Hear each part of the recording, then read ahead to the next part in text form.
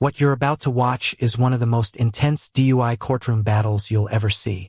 An experienced officer believes his case is airtight, but one objection after another begins to expose cracks in the testimony. Stay until the cross-examination because that's where everything changes. Piece of equipment about this big, and there's a straw that goes on top, a clean straw out of a brand new pack. You place the straw onto the PBT. I instruct the subject to make a tight seal with their lips around the straw and get a good steady breath until I instruct them to stop or they hear a click. They'll give a breath sample, at which point the instrument will give back a reading. And so it's a tool to determine whether or not there's presence of alcohol in someone's breath out in the field. It's a concentration, yes sir, on the breath. And so were you able to utilize this tool to determine if there was alcohol present on the defendant's breath out there? Yes, and there was.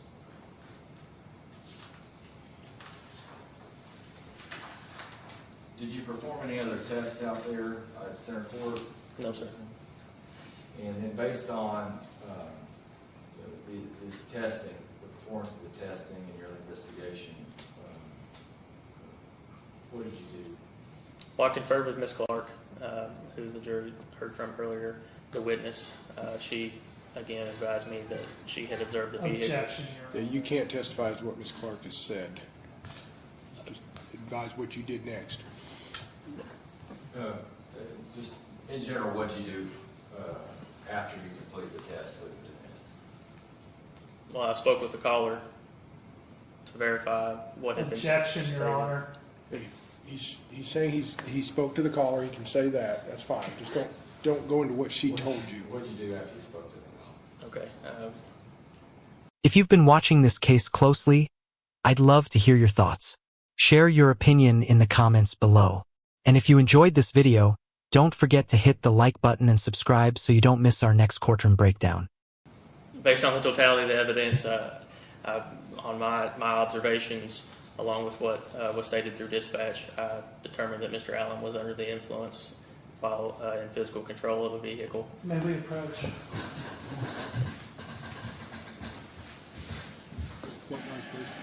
That's 3 times. Hold on. Wait, it's okay. Go ahead. That is 3 times, and he once again said, based on what I was told through dispatch, I would ask that the court instruct the jury to disregard. Yeah, I think you can base what he did based on what somebody else told him. You just can't say what he was told. He's saying that the information I know what he's saying. I heard his received, testimony. and that he then made an arrest based on that information. Yes. Overruled. You can go off noise. Go ahead, officer.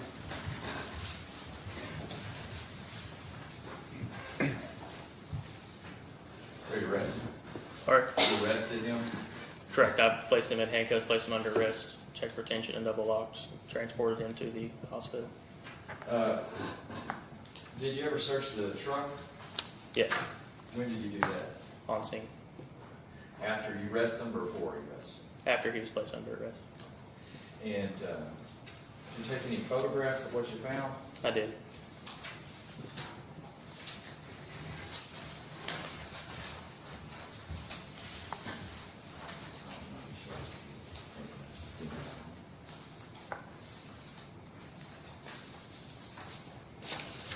Approach the witness. Yes. Sergeant, I want to show you a series of photographs here. They've been pre-marked. Do you recognize each photograph? Yes, sir. And who took these photographs? I did, sir. And are they fair and accurate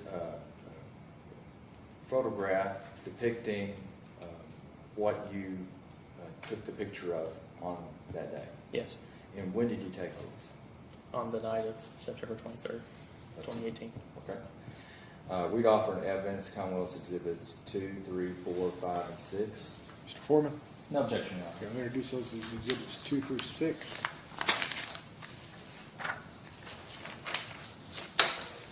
Let me ask you first about Exhibit 2. What does that photo depict? That is an empty 50 milliliter Fireball whiskey container. And where was it located at? I don't recall exactly where it was. It appears to be in a trash bag based on the photo. And, let me ask you, did you find some empty bottles in the truck, or were they outside the truck? Both inside the passenger compartment of the vehicle and in the bed of the truck. The passenger vehicle, you talking about the passenger side, or are you talking about? Within the cabin of the vehicle, or Was this a 2-door or 4-door, do you recall? 4-door, I believe. And let me show you Exhibit 3. What is that photograph of? Again, an empty 50 milliliter Fireball whiskey shot among some other items. From inside the cab of the truck? Yes, sir. This one's a little blurry, but do you recognize that? Yeah, that's the bottom of a Fireball whiskey bottle, 50 milliliter. And then number 5, tell me about that photograph. Those are 2 empty 50 milliliter Fireball whiskey bottles appears to be in the bed of the truck.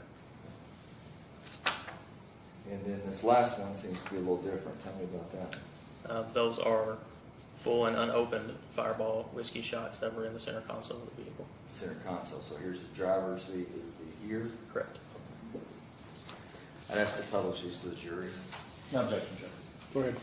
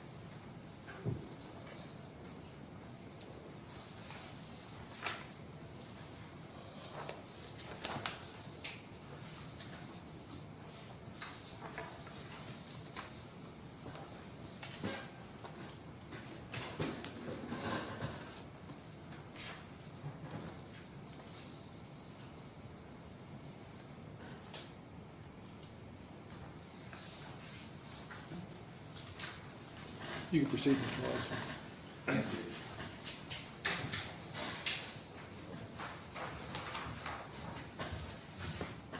I want to go back for a second to what's been entered as Exhibit 1. The picture of center court here. From this photograph, can you point out to the jury where the defendant's truck was parked when you got there on scene? So right here, just to the right of the doors, if you're facing the doors, that first parking spot. I believe so, yes.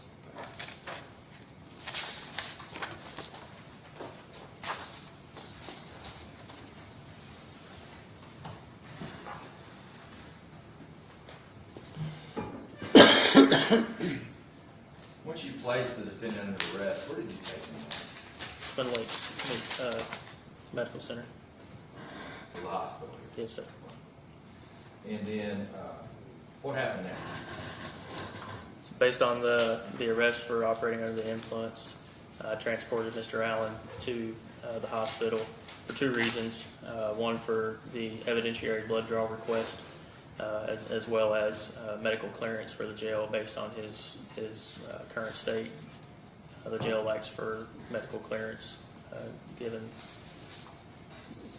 people's medical ailments, possibly under the influence. It was based on my experience. I felt as though the jail would request it, so I went ahead and killed 2 birds with 1 stone, if you will. Did you take him there for testing now? Yes. Okay. And you read anything to him before you asked him to submit to the test? Implied consent. And did you read an implied consent to him that night? Yes. And what did you do in response to the consent that you read? So after reading the implied consent, the subject is given the opportunity to contact an attorney. for 10 minutes, but no longer than 15 minutes time. Mr. Allen requested to contact Attorney Ron Hines. He was provided with what he needed in order to do so. I allotted him the 15 minutes. He was unable to contact Mr. Hines at that time. I then requested the blood draw in reference to the arrest, and Mr. Allen submitted to that test. What is the implied consent? So implied consent, when you're operating a motor vehicle in the state of Kentucky, according to the statute, you have already implied or complied that you will give a test of breath, blood, or urine, or any combination upon request from a law enforcement officer. However, you have the opportunity to refuse that test, and that is why the implied consent is read. It gives you what the penalties will be if you do so, if you do not, and so on and so forth. And you said that he did consent to his blood being drawn? Correct. All right. And did you draw the blood? No, sir. Okay. You're not a medical technician? No, sir. Who drew the blood? A phlebotomist at the hospital, Alicia Taylor. And what did she do with that blood? So the samples are from the state police. They come in a kit. I fill out my portions at the top. On the front, there's a styrofoam kit. It's got 3 vials in it. Each vial is individually labeled. There's certain information for column memory here: subject's name, the date, citation number, who drew the blood. Ms. Taylor would have also had initialed the box as well. All those labels are filled out by myself, signed by her as the drawer. Those labels those vials rather, are placed back into the styrofoam container by myself, or by Ms. Taylor, and then I close the styrofoam container, place it back into the box where it is then taped up with 2 pieces of tape that have initial spots for where I initial as being, if it's been opened, then it's been tampered with. I then transport it to the drop box. The post office has a drop box in the emergency room parking lot. I advise dispatch once we leave that I take it to the drop box. It is placed in the mailbox, and then There's a mailbox at the hospital? there's a post office drop box like you would see in the parking lot of a post office, the blue. Okay. You open the door, place it in there, and it's secured down in there until it is transported via mail to the Kentucky State Police for testing. And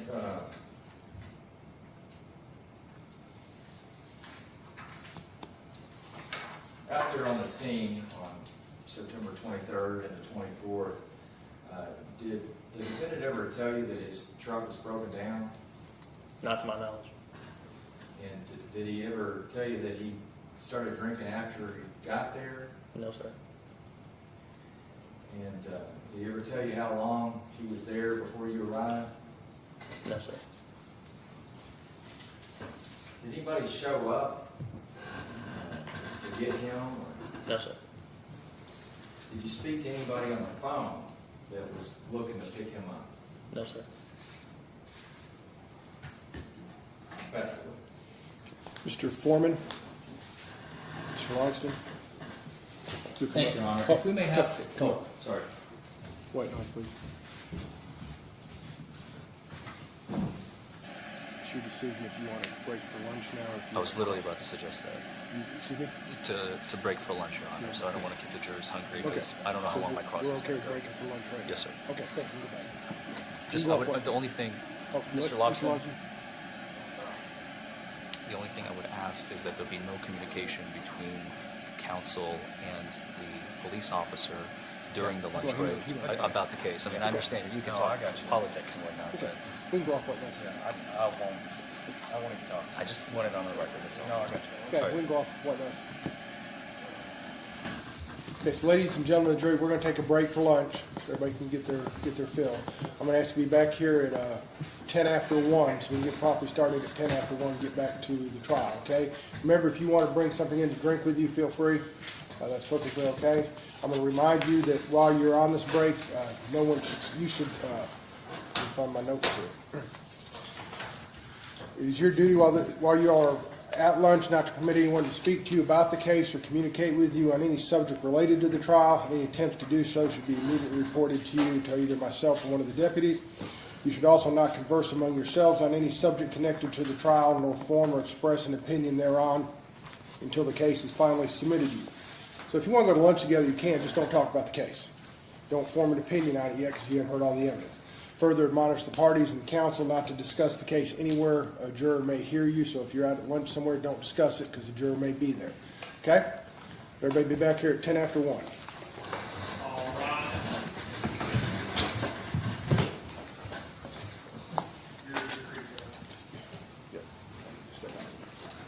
I guess I need the record of white noise. We had subpoenaed Sergeant Butke and others. My office had us scared. We don't intend to call him based on some evidence we don't believe we're going to talk about. And I just want to exclude him out of this room. He's asking to be in this room to help them. If he stays in here, he won't be able to testify.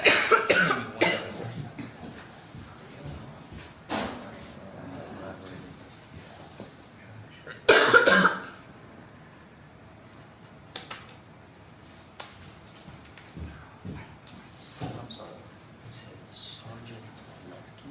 I had subpoenaed him. What's his role in this whole case? He's the evidence sergeant.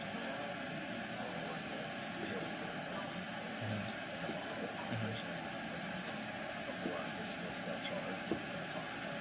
And so, I don't want to call him. So we're going to call him. Because he's going to get back in and help him. He's going to go back in to help who? Here.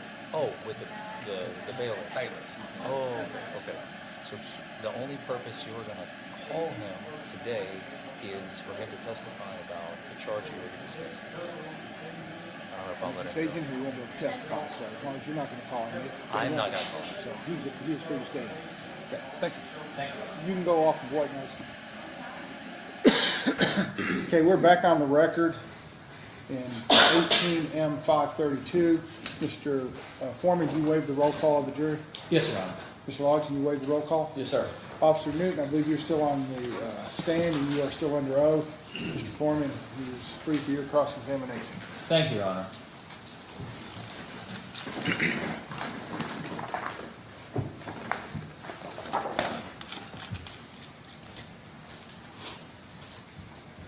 Afternoon. Afternoon, sir.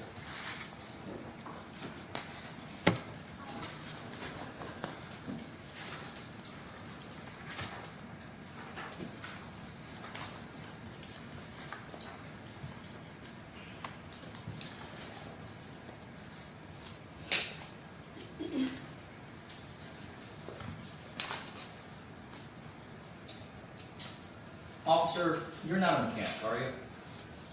Not the trade. You indicated an interest in forestry, but you did not testify, or at least I didn't hear any testimony, about your expertise in cars or trucks, correct? I work on my own vehicles, but correct. And you don't have any particular expertise on the brake light mechanical system of a 2005 Ford F-250, correct? I have a working knowledge, not a general expertise, no. Thank you. Let's talk about the events that transpired on September 23rd, 2018. Okay? Yes, sir. You testified that you were working third shift that night, correct? At that time, I may have been working like 3 to 3, but late in the evening, yes. Late in the evening. And a call came in for you to come to the gas station's Center Court convenience store, correct? It was actually a call to the city units, but I was in the area, and they were on other calls, so I responded. And you responded to it, Correct. basically is what I'm asking, right? Yes. Okay. What time do you arrive? If I'm not mistaken, the call was at 23:11. I think my arrival time was a couple minutes after that. So military time, 23:11, call comes in. A couple of minutes later, that would be 11:13 p.m. non-military time. PM, yes, correct.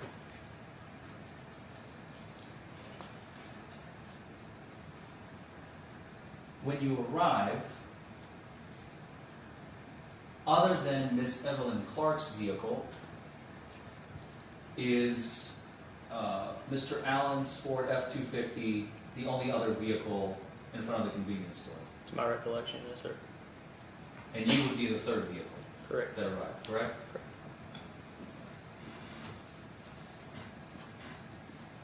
You testified that about a month prior, you did have a body camera.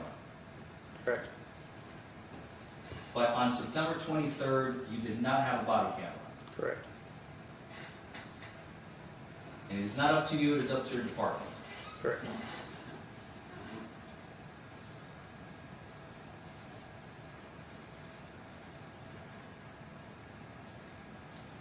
How may I approach the witness, Your Honor? Yes.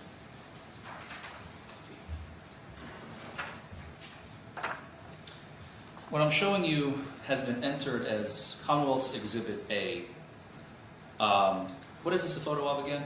Center Court gas station convenience store. That's the same convenience store gas station that Mr. Allen was stopped on, correct? Correct. Could you tell the ladies and gentlemen of the jury what are those little black dots at the top of the convenience store? Are those cameras? It could be. They could be. It could be. You don't know for sure. I'm looking at it, I mean, it's a possibility. This looks like black dots. Did you ever ask Ms. Clark to produce any video footage for you? No, sir.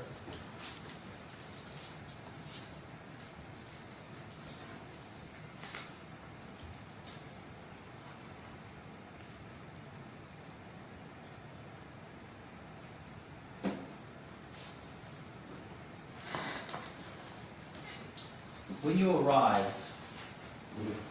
Mr. Allen's vehicle was parked in front of the convenience store, right? Correct. You never saw the vehicle move. I did not know.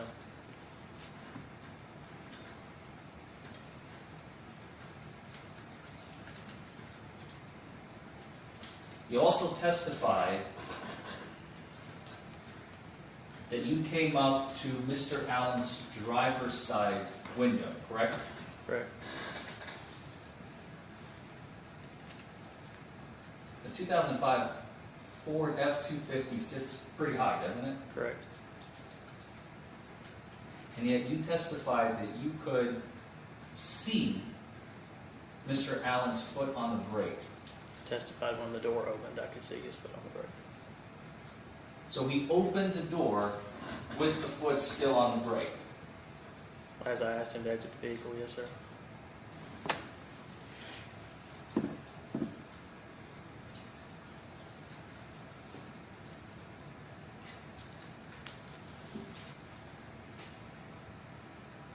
In this case, after you arrived, there were several other officers, and I believe one was also a deputy.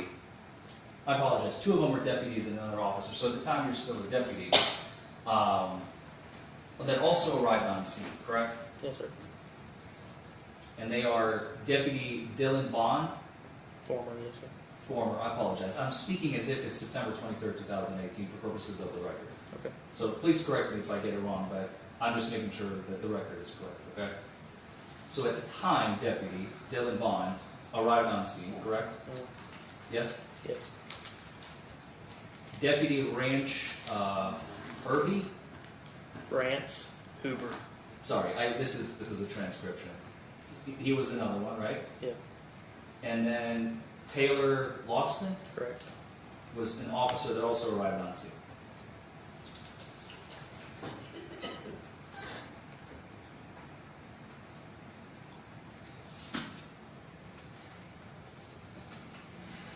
In addition to your uniform citation, you completed what's known as a KYIDRS report narrative.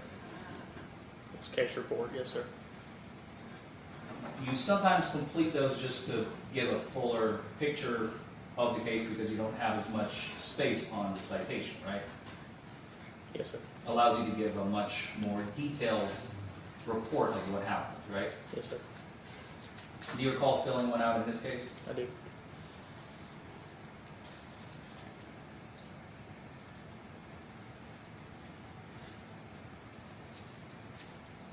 If I may approach, Your Honor? Yes.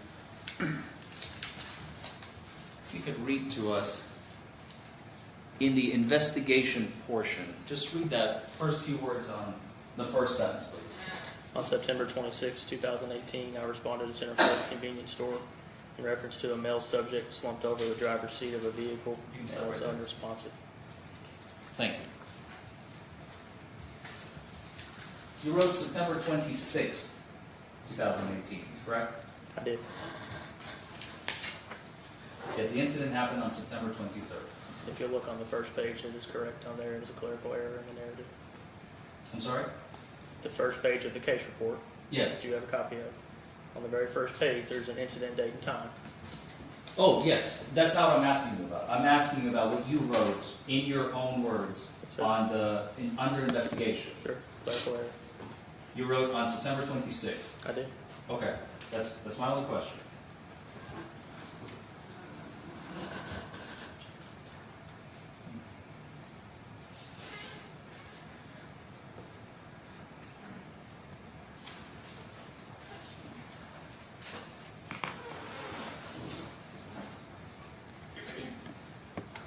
If I may have a moment, Your Honor.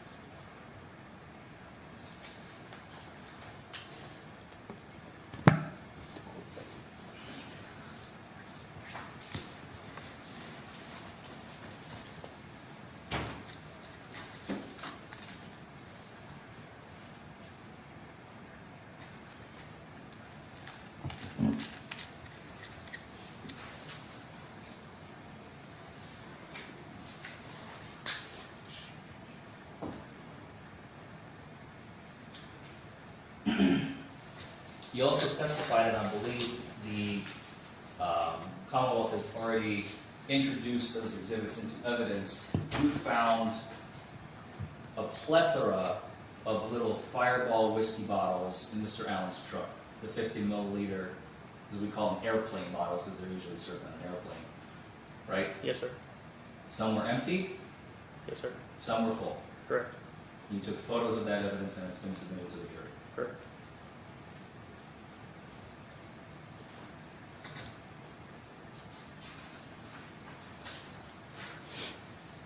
Those are all the questions I have today. Okay.